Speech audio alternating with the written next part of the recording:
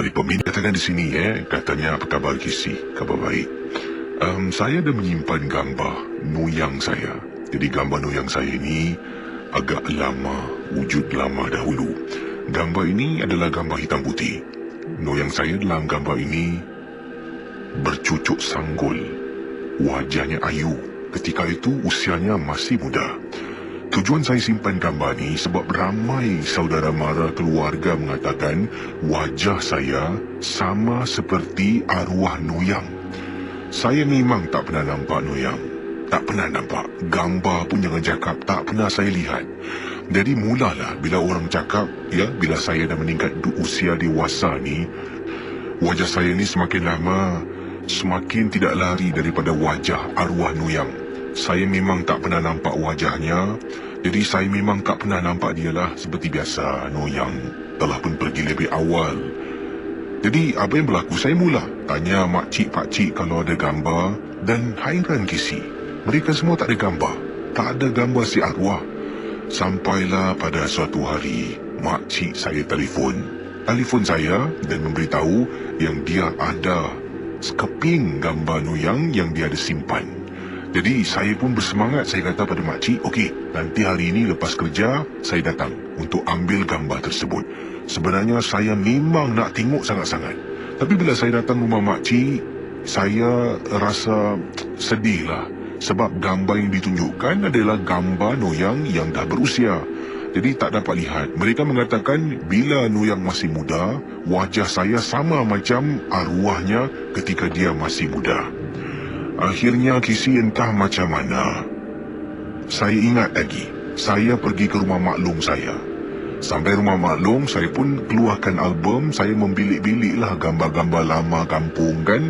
Entah macam mana, sedang saya buka album yang keras tu, tiba-tiba ada jatuh sekeping gambar hitam putih. Saya pun mengangkat dan saya terperanjat Kisi. Saya terperanjat. Bila tengok mukanya di dalam gambar hitam putih yang lama ni betul-betul sama macam wajah saya. Kisi, sama Kisi. Jadi saya tengok, maklum aku ada gambar ni dia tak beritahu. Saya pun ambil gambar tu, saya simpan tanpa beritahu maklum, tanpa beritahu sesiapa pun. Gambar tu saya ambil, saya masuk dalam handbag saya. Tutup album, saya duduk berbual dengan maklum, makan dan sebagainya. Cukup masa saya pulang. Bila balik, sebelum saya tidur baring tu, saya keluarkan gambar. Saya tenung dan saya renung Kisi. Pendengar Ria 897, ini pengalaman yang diceritakan oleh rakan kita. Benar ataupun tidak, jangan mudah kita percaya. Tapi bayangkan, katanya, setelah hari yang saya dapat gambar tu, saya mula berubah. Betul Kisi, ini yang diceritakan bukan saya, tetapi diceritakan oleh bapa dan mak saya sendiri. Memberitahu saya mula berubah. Balik dari kerja, saya terus masuk bilik. Duduk dalam bilik, bilik saya mula berselerak, tak nak basuh baju, bilik tak nak kemas, makan pun dalam bilik. Mak dengan bapa saya mulai rasa khawatir. Kenapa saya berubah? Mendadak macam ni lah. Jadi akhirnya, mak dengan bapa saya mendapatkan bantuan seseorang lah yang memberikan pendapat pandangan. Orang tu kata boleh, tapi dia kena datang rumah, kena tengok saya. Setiap kali orang tu datang, saya macam tahu tau Kisi. Mak saya kata, setiap kali datang, nanti saya akan telefon. Mak, hari ni saya balik lambat, saya keluar dengan kawan. Jadi tak jadi, sebab orang tu pun ada urusan lain. Terpaksa dia balik.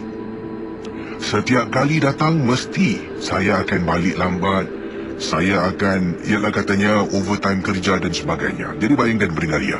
Sampaikan pada satu hari, bila orang tu, tukang pakar ni, tukang ubat ni dah sampai rumah, dia memberitahu mak saya, nanti minggu depan, kalau awak nak berurusan dengan saya, nak buat appointment, jangan telefon dalam rumah ni, boleh tak? Jadi mak saya tanya kenapa. Awak kalau nak telefon, awak turun dekat kedai ke mana-mana, jangan telefon dari dalam rumah. Jadi mak saya pun ikut. Minggu depan tiba, mak saya turun. Kisi dia pergi kedai kopi, telefon. Mak saya memang tak ada handphone, jadi dia turun ke bawah, menelefon. Dia telefon, kemudian pakar tu kata okey. Jadi pakar tu pun datang ke rumah. Memang betul Kisi, Saya berada di rumah dalam bilik tak keluar-keluar. Pakar tu datang dan tanya anaknya ada. Alhamdulillah, anak saya kat dalam. Boleh saya masuk? Silakan. Jadi bapa saya dengan mak saya ada dalam rumah. Pakar tu datang depan pintu, dia ketuk.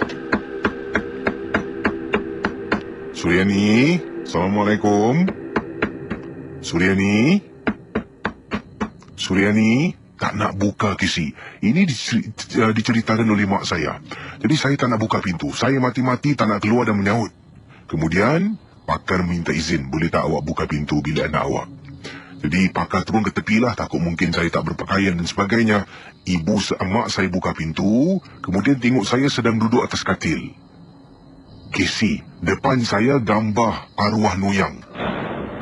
Saya sedang tengok gambar tu sedang tenung dan renung Kisi. Jadi, rupa-rupanya setiap kali saya pergi kerja, bila saya betul-betul nak balik tu, ada kalanya saya terlupa nak bawa gambar. Betul Kisi. Jadi pakar tu pun tengok saya, kemudian pakar melangkahkan kaki ke dalam, ambil sebotol air yang dibawa dalam bagnya, kata mak saya, kemudian dia mula renjis. Saya mula tengok atas, "Jam! Pergi kau dari rumahku. Pergi! Siapa suruh kau datang? Siapa suruh kau datang?" Mak saya kata dia terperanjat. Suara saya berubah Kisi. Menjadi suara yang menakutkan. Dipendekkan cerita, dengan bantuan pakar mengubati saya dan sebagainya, akhirnya saya hilang daripada terkena sampukan Kisi, daripada melihat gambar si arwah. Rupa-rupanya bukan makcik-makcik saya tak nak kasih tengok gambar arwah Noyang, bukan. Sebabnya gambar arwah Noyang yang masih muda tu memang tak boleh atas sebab-sebab tertentu, dan inilah sebabnya. Kisi, saya boleh bawa balik gambar tersebut, sampaikan saya terkena gangguan. Terima kasih dan selamat tengah malam.